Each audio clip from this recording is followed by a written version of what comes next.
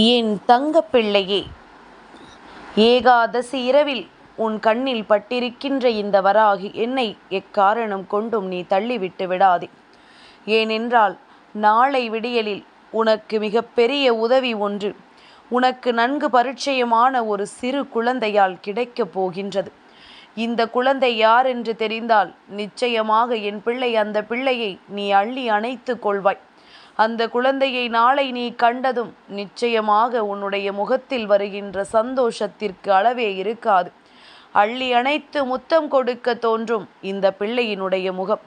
அப்பேற்பட்ட ஒரு பிள்ளையினை யார் என்று உனக்கு சொல்லிவிட அல்லவா உன் தாயானவள் நான் இன்று வந்திருக்கின்றேன்.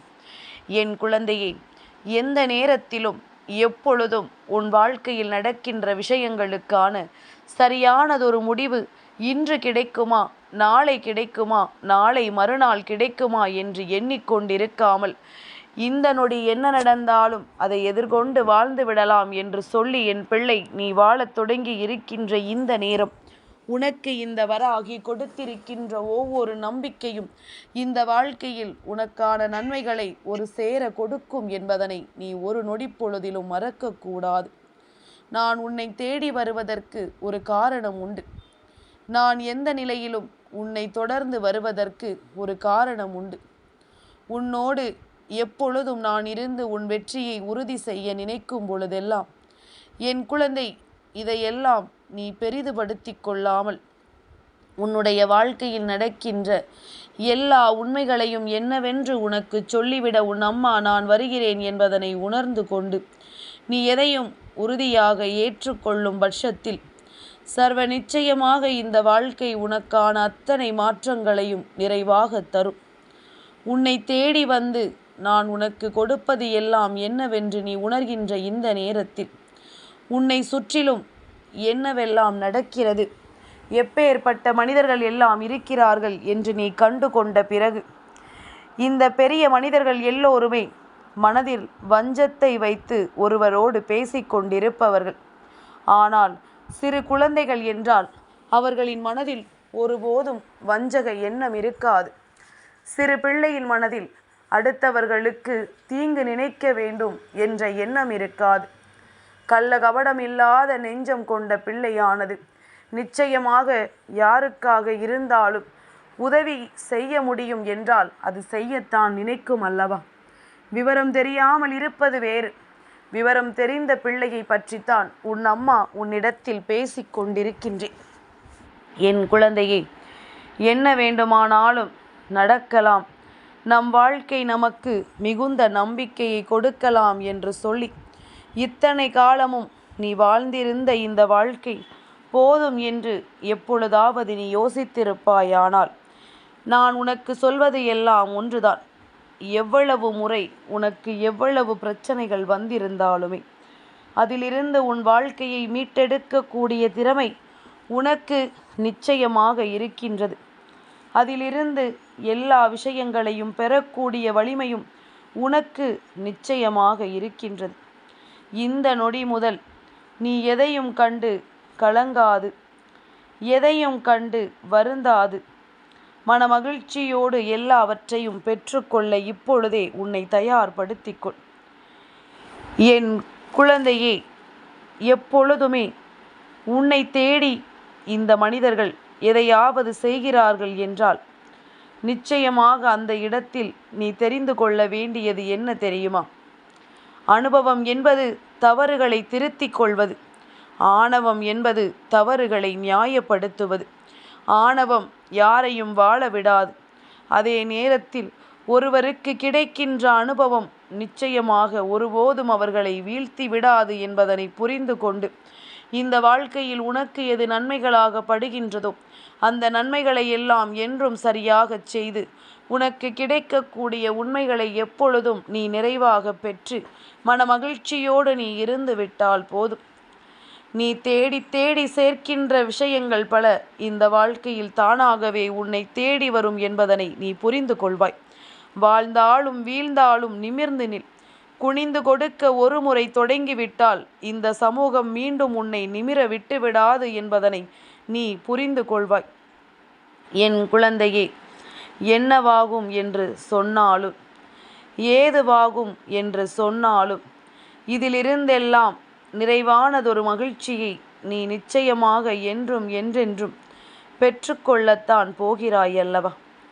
எதிர்வரக்கூடிய வாழ்க்கையில் என்ன நடந்தாலும் இனிமேல் உனக்கு எதுவும் எந்த வகையிலும் பெரிய அளவில் பாதிப்பை கொடுக்காதபடிக்கு உனக்கான மிக பெரிய மகிழ்ச்சியை நான் எப்பொழுதும் கொடுப்பேன் என்பதனை நீ புரிந்து கொள்ள வேண்டும். மாற்றங்களை ஏற்றுக்கொள்ள பழகு. எப்பொழுதும் போராடி கொண்டிருக்காதே. யாரிடத்திலும் விவாதித்து கொண்டிருக்காதே. வாழ்க்கை மிகவும் சில காலம்தான். நடப்பவை நடக்கட்டும் என்று சொல்லி என் பிள்ளை நீ அமைதியாக கடந்து சென்று விடு. அதுதான் இந்த வாழ்க்கையில் எந்நாளும் உனக்கு நன்மைகளை கொடுக்கும். நான் எப்பொழுதும் உன்னோடு தான் இருக்கின்றேன். அதனால் நீ நிம்மதியாக இரு. நடந்ததை பற்றி கவலையோ, நடப்பதை பற்றிய குழப்பமோ, நடக்கப் போவதை பற்றிய பயமோ துளிகூட உனக்கு தேவையில்லை. நடந்தது முடிந்து விட்டது. நடப்பது நிச்சயமாக எப்படியும் நீ உன்னாலான முயற்சிகளை செய்து நடத்தி கொண்டே இரு. இனி நடக்கப் போவது என்னவாக இருந்தாலும் அதை தெய்வத்திடம் ஒப்படைத்து விட்டு நீ உனக்கான வெற்றியை நோக்கி பயணித்து கொண்டிரு. என் பிள்ளையே, எப்பொழுதுமே உன்னை நீ ரசிக்க கற்றுக்கொள். எதை வேண்டுமானாலும் நீ வெறுக்கலாம்.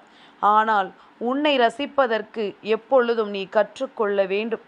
ஏனென்றால் இந்த உலகத்திலேயே மிகச்சிறந்த காதல் என்பது உன்னை நீ நேசிப்பது மட்டும்தான். இன்பம் என்பது கானல் நீர் போன்றது என் குழந்தையே. அதில் எப்பொழுதுமே நமக்கான இன்பங்களை எல்லாம் நீ அந்த நொடியிலேயே விட்டுவிட்டாயானால் மீண்டும் பெறுவது என்பது மிகவும் கடினமான விஷயம் அல்லவா? எதையுமே உணர்ந்து என்னவென்று தெரிந்து எப்பொழுதும் நீ சந்தோஷமாக வாழ பழகு. எப்பொழுதும் போல உனக்கு இந்த வாழ்க்கையில் கிடைத்த எல்லா வழிகளையும் வார்த்தைகளால் சொல்லிவிட முடியாது.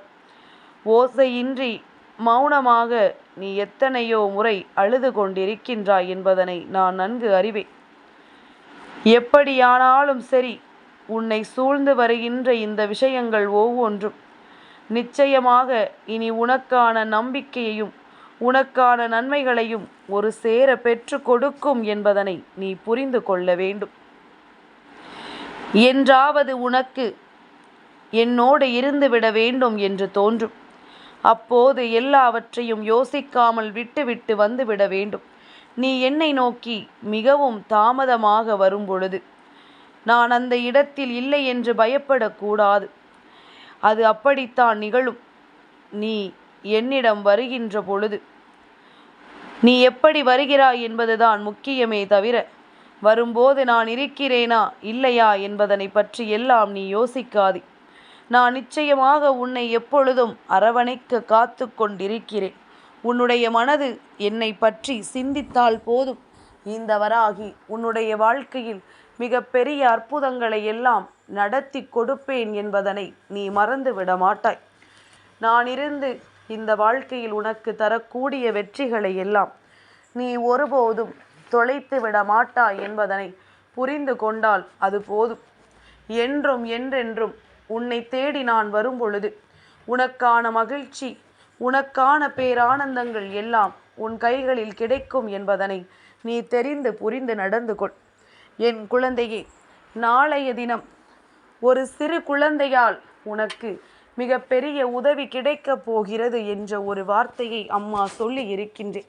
அதுவும் உனக்கு நன்கு பரிச்சயமான ஒரு குழந்தை, பார்ப்பதற்கு அழகான குழந்தை, கண்டவுடன் அள்ளி அணைத்து முத்தம் கொடுக்க நினைக்க தோன்றும் ஒரு குழந்தை. அது யார் தெரியுமா? நாளைய தினம் திருச்செந்தூரில் இருக்கின்ற கந்தனுக்கு கும்பாபிஷேகம் நடக்க இருக்கின்றது. இந்த நேரத்தில் இந்த கந்தனின் அருளால் உன்னுடைய வாழ்க்கையில் பேரதிசயம் நடத்தப்பட போகிறது என்பதனை ஏற்கனவே பல முறை உன் தாயானவள் நான் சொல்லிவிட்டேன். இருந்தாலும் மீண்டும் மீண்டும் உனக்கு நினைவுபடுத்தி கொண்டிருக்கின்றேன். உனக்கு நடக்கக்கூடிய நல்ல விஷயத்தை எல்லாம் உன் முன்னால் எடுத்துச் சொல்லி இந்த வாழ்க்கையில் நீ நிறைவேற்ற வேண்டிய அத்தனை விஷயங்களையும் உனக்கு நிறைவேற்றிட எந்த நொடியிலும் உன் அம்மா நான் இருக்கிறேன் என்பது உண்மை என்றால் நாளைய தினம் கந்தனால் உன் வாழ்க்கையில் ஒரு அதிசயம் நடக்கும். அப்பன் முருகன் பாலகனாக உன் முன்னால் வர வேண்டிய நேரம். அவரை அள்ளி அணைத்து முத்தம் கொடுக்க தோன்றும் அல்லவா?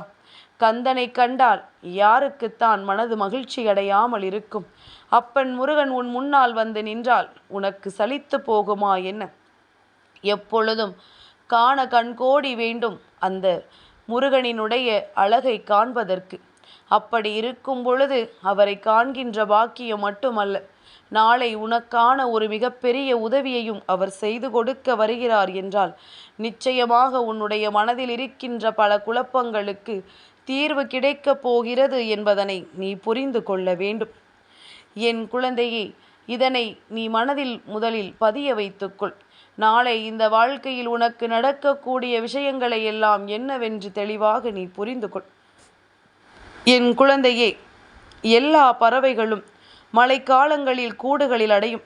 ஆனால் கழுகு மழையை தவிர்க்க மேகத்துக்கு மேலாக பறக்கும். எப்பொழுதும் நீ கழுகாக இரு. உனக்கும் வாழ்க்கையில் வருகின்ற பிரச்சனைகளை கடந்து அதையும் தாண்டி மேலே நிச்சயமாக செல்ல முடியும் என்பதனை மறந்து விடாதே. வேண்டும் என்று எல்லா மனிதர்களும் சுற்றி நின்று சூழ்ச்சிகளை தந்திட்டாலும் உனக்கு வரக்கூடிய நல்ல விஷயங்கள் அத்தனையும் நிச்சயமாக இந்த வாழ்க்கையில் உனக்கான நன்மைகளை நிறைவாக கொடுக்கும் என்பதனை நீ புரிந்து கொள்ள வேண்டும். என் பிள்ளையே, வழி என்பது வளர்ச்சியின் ஒரு பகுதி. வாழ்க்கையில் எல்லாமே தற்காலிகமானது. கவலைப்படுவதும் புகார் செய்வதும் எதையுமே மாற்றிவிடாது. உன்னுடைய வடுக்கள் உன்னுடைய வலிமையினுடைய சின்னமாக மாறிவிடும். ஒவ்வொரு சிறிய போராட்டமும் ஒரு படி முன்னேறி செல்ல வைக்கிறது. மற்றவர்களின் எதிர்மறைகள் உன் பிரச்சனைகளாக ஒருபோதும் நீ கருதிவிடக் கூடாது. என்னவாக இருக்க வேண்டுமோ அது கடைசியில் நடந்தே தீரும். நீ செய்யக்கூடிய சிறந்த விஷயம் தொடர்ந்து செய்வதுதான் உனக்கு நிச்சயமாக சிறந்ததாக மாறும் என்பதனை நீ ஒருபோதும் மறக்கக்கூடாது. வாழ்க்கையில் எந்த ஒரு விஷயத்திலும் உனக்கு நன்மைகள் நடக்கும் பொழுது அந்த விஷயங்களை எல்லாம் ஒருபோதும் நீ கைவிட்டு விடக்கூடாது. தொடர்ந்து உன்னுடைய முயற்சியில் நீ இருக்க வேண்டும். யாரையும் எளிதில் நம்பிவிடக்கூடாது என்பதற்கு பல உதாரணங்கள் உன் வாழ்க்கையில் இருக்கின்றது. நீ ஏறுகின்ற படியில் மேலே நின்று உனக்கு கை கொடுத்து தூக்கி விடுவது போல நடிப்பார்கள். ஆனால் அந்த ஏணியை கீழே தள்ளிவிட்டு கொண்டும் கையை உனக்கு கொடுப்பது போல நீட்டிக்கொண்டும் இருப்பதும் அவர்களாகத்தான் இருப்பார்கள் என்பதனை மறந்து விடாதே. இது போன்ற போலியான மனிதர்களுக்கு மத்தியில் இந்த வாழ்க்கையை மிகவும் போராட்டக்களமான ஒரு சூழ்நிலையில் வாழ்ந்து கொண்டிருக்கின்ற என் குழந்தை, நிச்சயமாக உனக்கான நல்ல விஷயங்களை எல்லாம் நீ உறுதியாக பெற்றுக்கொள்வாய் என்பதனை மறந்து விடாதே. உன்னோடு என்றும் உன் தாயானவள் நான் இருக்கும் பொழுது இந்த வாழ்க்கை உனக்கு தரக்கூடிய அதிசயங்களை எல்லாம் நிச்சயமாக என்னால் உன் கண் முன்னால் கொண்டு வந்து நிறுத்திவிட முடியும். எத்தனையோ இடர்களை கடந்து நீ வாழும் பொழுது உனக்காக நான் உதவி செய்யாமல் போய்விடுவேனா என்ன? என் குழந்தையை, நீ யாருக்காக வாழ்கிறாயோ அவர்களுக்காக பலமுறை விட்டுக்கொடு. உனக்காக யார் வாழ்கிறார்களோ அவர்களை ஒரு முறை கூட விட்டு கொடுக்காதே. வாழ்க்கையில் இப்படி ஒரு விஷயம் சரியாக இருந்தால் உண்மையான அன்பு ஒருபோதும் உன்னை விட்டு செல்லாது. நீ காட்டுகின்ற அன்பு ஒருபோதும் உனக்கு பாதகமாக மாறாது. என் குழந்தையே, ஓய்வு இல்லாமல் துடித்து கொண்டிருக்கின்றாயே, ஒரு நிமிடமாவது நீ உறங்கினால் என்ன என்று கேட்டதற்கு அந்த இதயம் என்ன சொன்னது தெரியுமா? நீ இன்னொரு முறை யாருக்காவது என்னுள் இடம் கொடுத்தாய் என்றால் நான் நிரந்தரமாக உறங்கும் நிலை ஏற்படும் என்று கூறியது. அம்மா சொல்வதற்கான அர்த்தம் புரிகின்றதா? பலவிதமான மனிதர்களை உன் இதயத்தில் தூக்கி சுமக்கிறாய். நல்லவர்களையும் தீயவர்களையும் நீ தூக்கி சுமந்தது உன்னுடைய இதயம் அறிந்து கொண்டது. இவர்களுக்கெல்லாம் இடம் கொடுத்து நாம் வாழ வேண்டுமா என்கின்ற மனநிலைக்கு அது வந்து விட்டது என்பதனை முதலில் நீ புரிந்து கொள்ள வேண்டும். இதுபோலத்தான் இந்த வாழ்க்கையில் எல்லாமும் தேவையில்லாத மனிதர்களை நாம் நம் வாழ்க்கையில் ஒருபோதும் சேர்த்து கொள்ளக்கூடாது. தேவையில்லாத மனிதர்களை இந்த வாழ்க்கையில் நமக்கு துன்பப்படுத்துகின்ற நிலைக்கு ஒருபோதும் கொண்டு செல்லக்கூடாது. என்ன நடந்தாலும் எது வந்தாலும் நீ என்றென்றும் இந்த வாழ்க்கையில் உனக்கானதாக எல்லாவற்றையும் முழுமையாக பெற்றுக்கொள்ள தயாராக இருந்து விட்டால் அது போதும். இது அத்தனையும் உன்னை நிச்சயமாக நல்லபடி வந்து சேரும் என்பதனை நீ புரிந்து கொள்ள வேண்டும். என் குழந்தையே, பொறுமையாக இருக்கத்தான் ஒருவனுக்கு தைரியம் வேண்டும். மற்றபடி கோபம் எல்லாம் நாய்க்கு கூட வரும் என்று சொல்கிறார்கள் அல்லவா? அதற்கான காரணத்தை இங்கு யார் புரிந்து கொள்கிறார்களோ அவர்கள் எப்பொழுதும் வாழ்க்கையில் பொறுமையை கடைபிடிப்பார்கள். நீயும் வாழ்க்கையில் பொறுமையை கடைபிடித்து நாளை கந்தனின் அருளை பெற்று உன் வாழ்க்கையில் பல நன்மைகளை நடத்த தொடங்கு. கந்தனை நினைப்பவர்களுக்கு வாழ்க்கையில் இன்னல்கள் எப்பொழுதும் கிடையாது. என் தங்கப்பிள்ளைக்கு இந்த வராகி அம்மாவினுடைய ஆசீர்வாதங்கள் எப்பொழுதும் உண்டு.